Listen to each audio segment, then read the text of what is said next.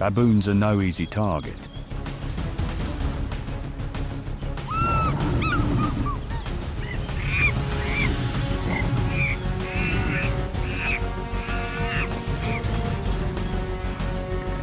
Most predators avoid them, but the leopard sees what others fear.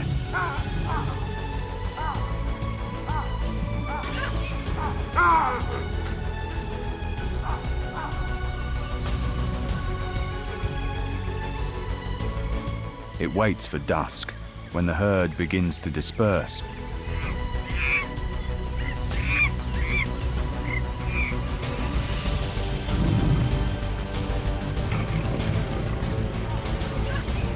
The cubs stray too far from safety.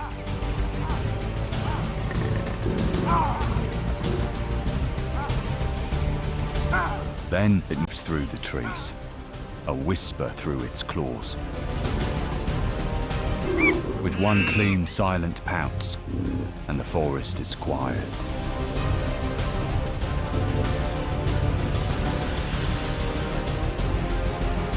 The leopard retreats into the canopy, its prey protected, away from its rivals.